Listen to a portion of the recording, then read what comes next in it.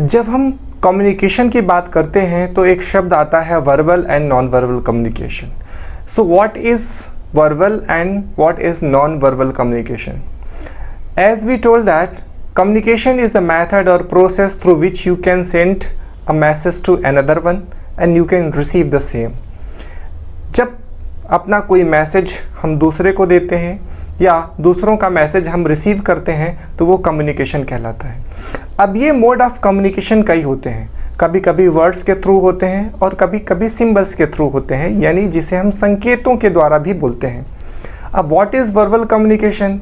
कोई भी ऐसी चीज़ जो बोल के या लिख के अपने मैसेजेस को दूसरों तक पहुंचाया जाए, that comes under verbal communication, right. हमने किसी को बोल दिया, टेलीफोन कर दिया, या हमने किसी को उसके सामने जाके अपने वर्ड्स के थ्रू, अपनी लैंग्वेज के थ्रू अपनी चीज़ों को बताया, this is called verbal communication.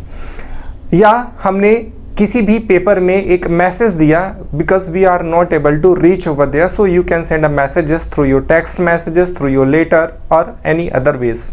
This is also comes under verbal communication. If we talk about non-verbal communication, so there are certain symbols or facial or physical expression through you are messaging to someone। एक example लेके चलते हैं एक माँ और बच्चे का। जब कोई बच्चा गलती करता है तो उसके माँ के चेहरे पे एक फेशियल एक्सप्रेशन आता है, आंखें बड़ी हो जाती हैं, जो आईब्रोज चढ़ जाती हैं, इससे बच्चा समझ जाता है कि माँ गुस्सा हो गई है। यहाँ पे माँ ने किसी भी ऐसे शब्द का उपयोग नहीं किया, यानी कि वर्बल कम्युनिकेशन का उपयोग नहीं किया जिससे बच्चे को ये पता चले कि मम्मी नाराज हो गई है। मात्र एक जो फिजिकल या फेशियल एक्सप्रेशन था उसी से पता चल जाता है, ठीक है। तो ये कहलाता है नॉन वर्बल कम्युनिकेशन। कई सारे बॉडी लैंग्वेजेस भी ऐसे होती हैं जिससे समझ में आ जाता है कि आखिर कोई मैसेजेस आने वाला है तो वो क्या है। देखिए, जब कभी भी हम अपने मैसेजेस को देते हैं या डिलीवर करते हैं तो सिर्फ शब्दों पे ही हम फोकस नहीं रहते। वास्तविकता ये है कि शब्द जो हैं वो 40% ही रोल अदा करते हैं फॉर कम्युनिकेशन द मैसेजेस। बाकी एटमॉस्फेयर होता है, बाकी जो फेशियल एक्सप्रेशन होता है वो होता है, उसके अलावा कुछ fluctuation of voice, tone of voice and sound or pitch is also important role to communicate the messages, ठीक है। पी के एक मूवी आई थी, आपने शायद देखा होगा। उसमें आमिर खान एक बहुत अच्छी चीज़ें कहता है। एक वर्ड है अच्छा है, राइट। अब अच्छा है एक शब्द है, लेकिन वो कई जगह अपने अलग अलग रोल अदा करता है या मैसेज को कन्वे करने की कोशिश करता है। मान लीजिए यदि कोई बच्चा पास हो गया तो आप उसे क्या बोलेंगे? अच्छा है, मीन्स गुड है, बहुत अच्छा है। हाल चाल ठीक है, कैसी है आपकी? अच्छी है, ठीक है, आप उसे अच्छा बोल देंगे। किसी की डेथ हो गई, यदि वो कहेगा कि हमारे फ्रेंड की डेथ हो गई तो आप क्या बोलते हैं? अच्छा। तो वर्ड एक ही है लेकिन उसके मायने हर जगह अलग अलग हैं, ठीक है। तो जब कभी भी हम कोई भाषा बोलते हैं तो क्या हमने ये कभी सोचा कि वो भाषा कौन सी है और वो शब्द लिखना जो हम एक कॉपी के थ्रू अपने मैसेजेस को पहुंचाते हैं दूसरों तक, उन दोनों में डिफरेंस क्या है? या यदि आपने सुना होगा स्क्रिप्ट या लिखने की शैली, तो वो क्या है भाषा और क्या है लिखने की शैली। इसके आगे बढ़ें, एक चीज़ यहाँ पे बोलना ज़रूरी होता है कि क्या कभी आपने ये सोचा है वाई लैंग्वेज और वाई स्क्रिप्ट? ये लैंग्वेज की शुरुआत क्यों हुई और क्या ज़रूरत आन पड़ी थी लैंग्वेज बोलने की? क्यों देवनागरी, हिंदी, ब्रिटिश ये सब स्क्रिप्ट हैं या तो कुछ लैंग्वेजेस है? देखिए, हम बात करते हैं बहुत पहले की, फ्लैशबैक में लेके चलते हैं आपको। जब इस मानव सभ्यता का विकास होना शुरू हुआ था और मानव जाति इस धरा पे आ गई थी, हमारा कॉन्सेप्ट जो सोशलाइजेशन का था या सिविलाइजेशन का था वो पहले नहीं था। हम जंगलों में, जो हमारे पूर्वज हैं या आदिम मानव की बात करें, तो अकेले ही लाइफ में सरवाइव किया करते थे। तब वो एक दूसरे के ऊपर डिपेंड नहीं हुआ करते थे। उनकी जो फीलिंग्स थी वो किसी को उनको बताने की आवश्यकता नहीं होती थी, या पेन था तो खुद ही बियर करना पड़ता था, किसी दूसरे को नहीं बताते थे। धीरे धीरे सिविलाइजेशन उनका स्टार्ट हुआ और एक या एक से ज़्यादा जो आदिम मानव थे साथ में रहना स्टार्ट कर दिए। जब उन्हें पेन हुआ या उन्हें एक अच्छा सा फील हुआ, उन्हें एक लव की फीलिंग आई, तब उन्होंने अपने इस एक्सप्रेशन को बताने की कोशिश किया। तब उस कंडीशन में उन्होंने एक साउंड रेज किया। अब ये साउंड क्या था? इस साउंड के मायने सारे लोगों के लिए या सारे आदिम मानव जातियों के लिए एक ही था। एक एग्जाम्पल के तौर पे लेके चलते हैं। यदि हमें चोट लगी तो हमने थोड़ा सा एक साउंड रेज किया, आह, राइट। अब यदि ये आह हमने रेज किया तो सारे लोग यही जानते हैं कि यदि आह यूज़ हो रहा है या ऐसा वर्ड रेज हो रहा है, ये क्या है? ये एक साउंड है, राइट। और ये आह वर्ड यूज़ हो रहा है, इसका मतलब कि someone is suffering from pain, ठीक है। यदि आपका फ्रेंड है, उसको चोट लग गई है और उसने आह वर्ड यूज़ किया, तो उस आह का ये मतलब ऑटोमेटिक आप लोग समझ जाते हैं कि वो पेन में है। तो यहाँ से शब्द का या यूँ कह लीजिए लैंग्वेज का विकास हुआ। हर चीज़ को एक्सप्रेशन करने के लिए एक डिफरेंट साउंड रेज किया गया और उस साउंड का जो मतलब था, उस साउंड का मीनिंग था, सारे लोगों के लिए एक होने लगा। तो अब जिस किसी भी व्यक्ति को भूख लगती, उसके लिए एक डिफरेंट साउंड था, तो दूसरा व्यक्ति समझ जाता था कि ये भूखा है। पेन के लिए एक अलग साउंड रेज होता था, तो दूसरा जो साथी था वो समझ जाता था कि he is suffering from pain, ठीक है। यहाँ से लैंग्वेज का विकास हुआ। धीरे धीरे ये जब विकास आगे बढ़ा, तब ज़रूरत आ पड़ी ऐसे मैसेजेस को या ऐसे व्यक्ति को मैसेज देने के लिए जो हमसे काफ़ी दूर हैं। तब उन्होंने एक सिंबल का इजाद किया। जिस तरीके से साउंड का मीनिंग सारे जातियों के लिए, सारे व्यक्तियों के लिए एक था, ठीक उसी तरीके से सिंबल का भी मीनिंग एक ही था। आपने कभी अपने बुक्स में पढ़ा होगा कि कैसे आदिम मानव जाति के लोग आड़ी टेढ़ी रेखाओं का यूज़ किया करते थे, या यूँ कह लीजिए कि स्क्रिप्ट या लिपि का बहुत इनिशियल पॉइंट था। धीरे धीरे भाषा में यानी कि लैंग्वेज में और स्क्रिप्ट दोनों में ही विकास हुआ और हम काखा गाघा, और यदि हम हिंदी देवनागरी की बात करें तो आजकल हम पढ़ पा रहे हैं। और भाषा का विकास हुआ तो कई सारे हमारे विश्व में भाषाएं बोली जाती हैं, जो सारी की सारी भाषाएं बहुत अच्छी हैं और हमें सारी भाषाओं का और सारे स्टेट, प्रांत, सभी जातियों का भी धर्म का हमें सम्मान करना चाहिए। कुछ एग्जाम्पल के तौर पे यदि हम समझे तो आपको लैंग्वेज, स्क्रिप्ट या यूँ कह लें साउंड और सिंबल में और भी ज़्यादा क्लैरिटी फील हो जाएगी। देखिए, हिंदी और संस्कृत की दो लैंग्वेज की बात करें हम तो दोनों में ही काखा गाघा का इस्तेमाल होता है। हमारा जो हिंदी है वो एक लैंग्वेज है और संस्कृत दूसरी लैंग्वेज है। हिंदी और संस्कृत दोनों ही एक लैंग्वेज नहीं है, क्योंकि दोनों ही अलग अलग हैं, ठीक है। दोनों ही को बोलने का जो फॉर्मेट है वो अलग अलग है। लेकिन हम लिखने की बात करें तो काखा गाघा हिंदी में भी लिखा जाता है, यानी ऐसे जो काखा गाघा है या वर्णमाला है उसी को जोड़ के हम हिंदी भी लिखते हैं और उसी वर्णमाला को जोड़ के हम संस्कृत भी लिखते हैं, और वर्णमाला भी सेम है, राइट। वही स्वर है, वही व्यंजन है। तो भाषा हिंदी और संस्कृत है, लेकिन जो लिखने की शैली है, जो वर्णमाला का हम इस्तेमाल कर रहे हैं वो देवनागरी है। So this is called script. If we move further, British and American, you have gone through the language. एक चीज़ और बता दें, हम ब्रिटिश और अमेरिकन अंग्रेजी सारे लोग सीखना चाहते हैं। कुछ कहते हैं हम ब्रिटिश अंग्रेजी सीखेंगे, कुछ लोग कहते हैं अमेरिकन अंग्रेजी सीखेंगे। देखिए, इंग्लिश एक ही बेसिकली ब्रिटेन या इंग्लैंड की लैंग्वेज है, राइट। सो अमेरिका में अमेरिकन बोली जाती है। हाँ, ये अलग बात है कि जो ब्रिटिश और अमेरिकन हैं, दोनों को लिखने के लिए हम रोमन वर्ड्स का यूज़ करते हैं, जिसको हम अल्फ़ाबेट्स बोलते हैं, ABCDE।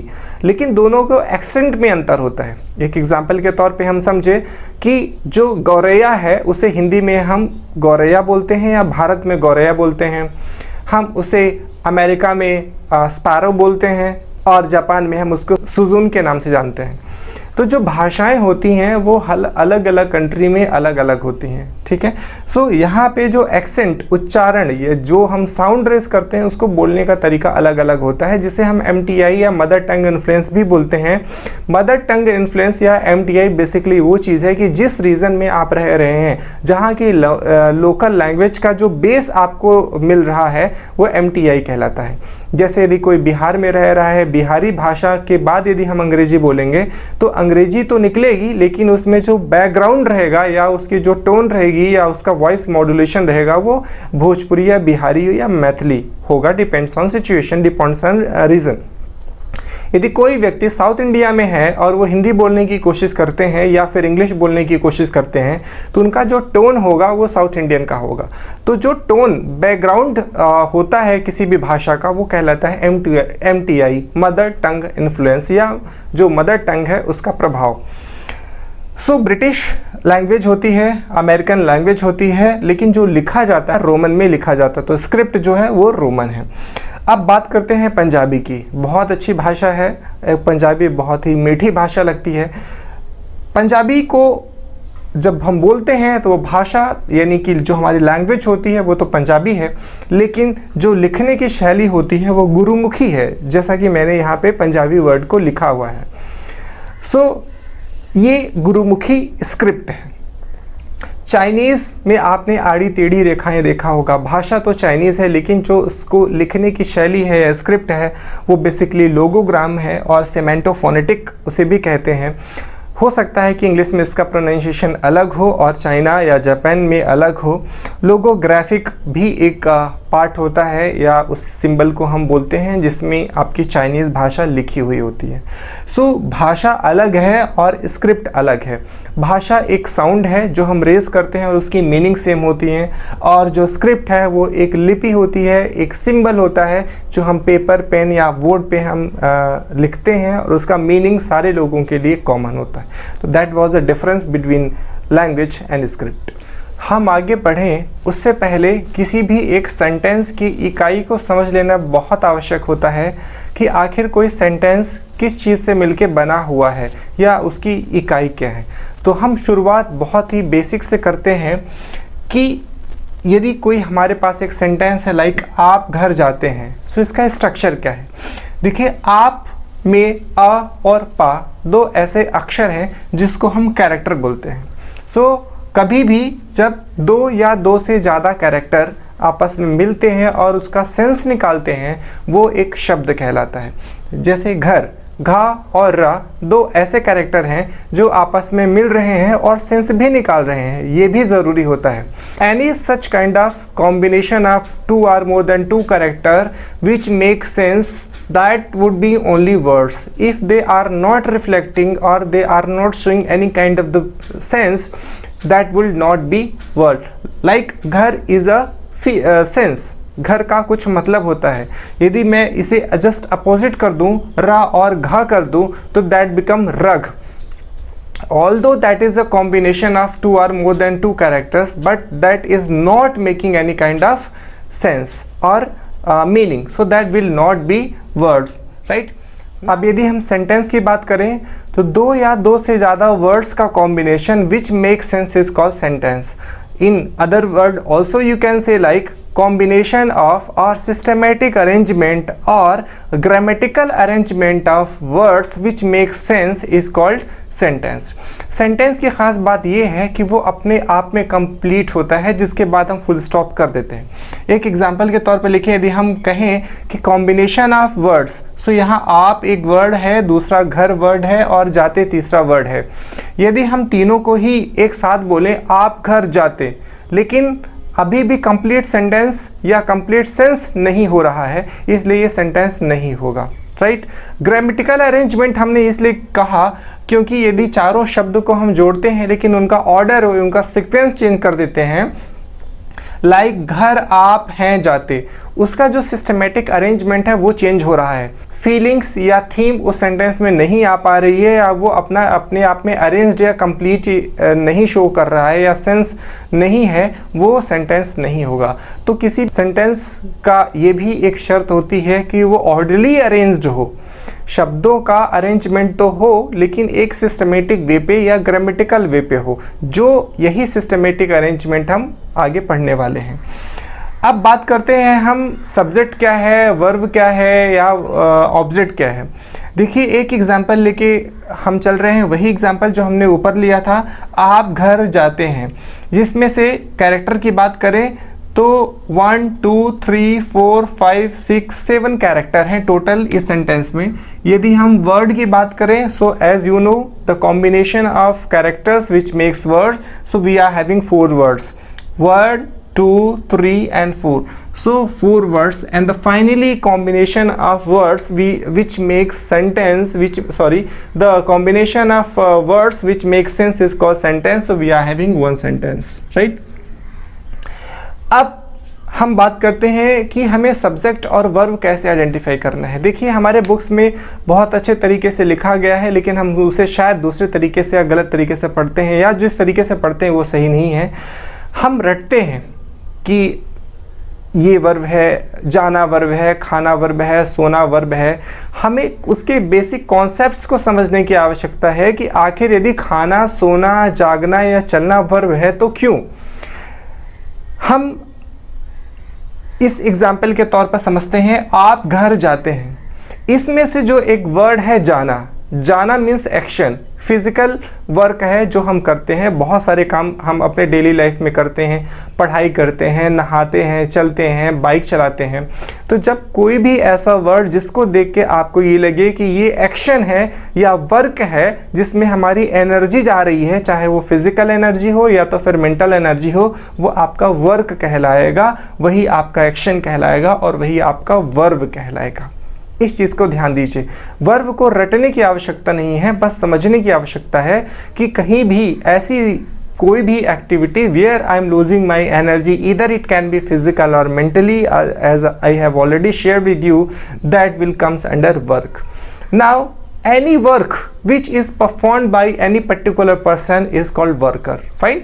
यहाँ पे जाने का जो वर्क है वो किसके द्वारा परफॉर्म किया जा रहा है, आपके द्वारा। मैं आपको इंग्लिश पढ़ा रहा हूँ, कौन सा काम है, कौन सा एक्शन है, पढ़ाना, विच इज़ वर्ब। एंड इस पढ़ाने का काम कौन कर रहा है, मैं पढ़ा रहा हूँ या श्री सर पढ़ा रहे हैं। तो श्री सर या मैं जो होगा वो वर्कर होगा, वो डूअर होगा, उन्हीं को हम बोलेंगे सब्जेक्ट। यहाँ पे जाने का काम आप कर रहे हैं, इसलिए आप डूअर हो जाएंगे, वर्कर हो जाएंगे और सब्जेक्ट हो जाएंगे। ठीक है। सो कोई भी जो वर्क होगा वो वर्ब होगा, उस वर्क को जो करेगा वो वर्कर हो जाएगा या सब्जेक्ट हो जाएगा, और रेस्ट जो पार्ट बचेगा वो, जैसे घर है यहाँ पे, वो आपका ऑब्जेक्ट हो जाएगा। ठीक है।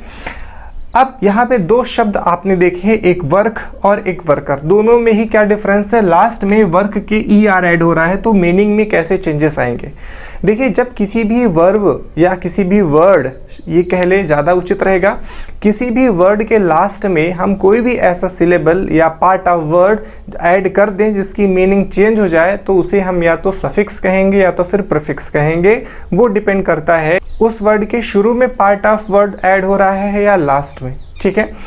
वर्क मीन्स होता है काम, और जब कभी भी उसके लास्ट में हम एक छोटा सा वर्ड ER ऐड कर देते हैं, which is a part of word, चाहे ER का मतलब हो या ना हो, और ऐड करने से मेन वर्ड की जो फीलिंग्स या मीनिंग होती है वो चेंज कर देता है, हम उसे सफिक्स कहते हैं। ठीक है। उसे एग्जाम्पल के तौर पे हम समझते हैं। देखिए एक वर्ड है, वर्ड के लास्ट में यदि कोई पार्ट ऑफ वर्ड यानी कि पार्ट ऑफ शब्द ऐड हो जाए और उसकी मीनिंग चेंज हो जाए तो हम उसे सफिक्स कहते हैं। और यदि शुरू में यदि कोई ऐसा पार्ट जुड़ रहा है किसी भी शब्द में जिससे उसकी मीनिंग चेंज हो रही तो प्रीफिक्स कहते हैं। एग्जाम्पल के तौर पे समझे, डिपेंड एक वर्ड है जिसका मतलब होता है किसी के ऊपर निर्भर होना, जैसे हम लोग अपने माता पिता के ऊपर निर्भर होते हैं। ठीक है। डिपेंड, अब उसके पहले यदि हमने IN ऐड कर लिया, डिपेंड के पहले हम लोगों ने IN को ऐड किया है, सो अब ये जो डिपेंड है वो बन गया है इंडिपेंड, जो कि पूरी तरीके से अपोजिट वर्ड हो जाता है। डिपेंड का मतलब होता है किसी के ऊपर निर्भर होना, और इंडिपेंड का मतलब होता है किसी के ऊपर निर्भर नहीं होना। तो छोटे से पार्ट, ये जो IN है उसके एडिशन से किसी भी वर्ड के मीनिंग चेंज हो रही है, और यदि ये पार्ट किसी भी वर्ड के शुरू में लग के उसके मीनिंग को चेंज कर रहा है तो वो कहलाता है प्रीफिक्स।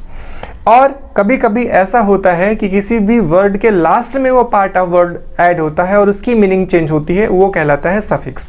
जैसे हमने एक वर्ड लिया है काउंट, काउंट मीन्स गिनना, और उसके लास्ट में हमने एक वर्ड ऐड कर दिया है able, right. So new word has become countable. अब इस काउंटेबल वर्ड को कुछ लोग गलत प्रोनाउंशिएट करते हैं, उसको बोलते हैं countable. This is not countable, there is no table here, right. Count able या count able, not table. So इसे दोनों ही चीज़ें बोला जा सकता है, काउंटेबल राइट, या countable, fine. So I am using countable here, ठीक है। इसके पहले भी प्रोनाउंसिएशन के लिए हम बात करें, एक शब्द हमने रेस किया, साउंड रेस किया, so this is pronunciation not pronunciation. उच्चारण का जो इंग्लिश में हम साउंड रेस करते हैं वो हम उसको प्रोनाउंसिएशन बोलते हैं, ना कि प्रोनाउंसिएशन। प्रोनाउंसिएशन गलत होता है। सो काउंटेबल ये वर्ड हो गया। अब एक हम ऐसा एग्जाम्पल लेके चल रहे हैं जिसमें प्रीफिक्स और सफिक्स दोनों ही हैं। देखिए काउंट वर्ड है, उसके लास्ट में अबल ऐड हो रहा है और शुरू में अन ऐड हो रहा है। So uncountable, this is word. So here U N work as a prefix and able will work as a suffix. तो ध्यान में रखिए, किसी भी वर्ड के शुरू में यदि कोई पार्ट ऑफ वर्ड्स यूज हो रहा है तो वो प्रीफिक्स कहलाएगा, और यदि किसी भी वर्ड के लास्ट में कोई भी ऐसा पार्ट ऑफ वर्ड ऐड हो रहा है जिससे उस मेन वर्ड की जो मीनिंग है वो चेंज हो रही है, वो सफिक्स कहलाएगा। देखिए भूलना इंसान की फितरत है, ठीक है। तो हम कुछ ऐसे तरीके भी इस्तेमाल करेंगे अपने पढ़ाई के दौरान कि वो चीज़ें आपको भूले नहीं। अब जो मैं बताने जा रहा हूँ वो कोई ग्रामेटिकल पार्ट नहीं है, ग्रामेटिकली प्रूवन नहीं है, बट एक तरीका है जिसके थ्रू आप इस चीज़ को, इस इम्पॉर्टेंट चीज़ को अपने ब्रेन में लॉन्ग लास्टिंग रख सकते हैं। देखिए प्री बोर्ड का एग्ज़ाम जो होता है हमारे स्कूल में, हम सब ने सुना होगा और जाना होगा। जो मेन एग्ज़ाम होता है उसके पहले प्री बोर्ड का एग्ज़ाम होता है, बोर्ड के पहले प्री का एग्ज़ाम होता है, यानी प्री बोर्ड का एग्ज़ाम होता है। प्री मीन्स होता है पहले, ठीक है। और कहीं भी यदि आपके घर में कोई चीज़ टूट जाती है तो आप उसे फिक्स कर देते हैं या जोड़ देते हैं। तो इस वर्ड को यदि हम देखें तो प्री मीन्स हम इसे पहले लेते हैं, राइट। प्री मीन्स पहले and this is fix, fix means जोड़ देना। प्री मीन्स पहले, फिक्स मीन्स जोड़ना।